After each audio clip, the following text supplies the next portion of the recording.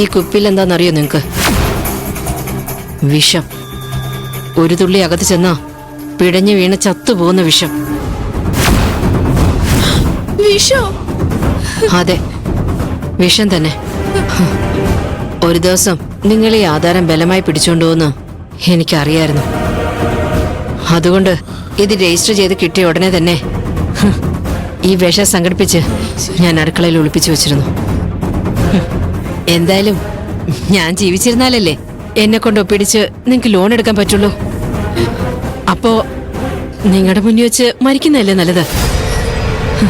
ഞാൻ മരിച്ചു കഴിഞ്ഞാ എന്റെ ഈ 2 മക്കൾക്കായിരിക്കും പിന്നെ ഇതിന്റെ അവകാശം. അമ്മയില്ലാതെ ഞങ്ങൾക്കൊന്നും വേണ്ട. അമ്മേ, ആ കുപ്പി ഇങ്ങോട്ട് അനങ്ങരുത് നീ. ഒരടി മുന്നോട്ട് വെച്ചാ ഞാനിത് തുറന്ന് വായിലങ്ങ് കവിഴ്ത്തും. പിന്നെ നിങ്ങൾ എവിടെയാന്ന് വെച്ചാ സാക്ഷി പറയാൻ പൊക്കോ. എന്താ അമ്മ ഇത്? നീ മിണ്ടരുത്. ദേ, നീയും മിണ്ടരുത്. ചത്തു കഴിഞ്ഞാ നിങ്ങളുടെ പെറ്റമ്മയുടെ ശവം കൊണ്ടുപോയി കത്തിക്കാൻ ഇവരെ രണ്ടുപേരെ സഹായിക്ക്. അതിനു മുമ്പ് എന്റെ ആത്മഹത്യക്ക് കാരണം നിങ്ങളുടെ ഈ അച്ഛനും ഈ ചേച്ചിയാണെന്ന് പോലീസുകാർ ചോദിക്കുമ്പോ പറയണം.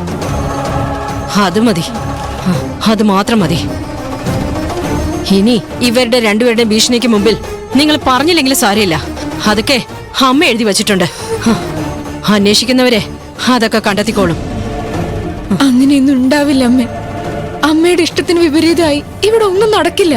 ഞാനേ ഈ പറയുന്നത്.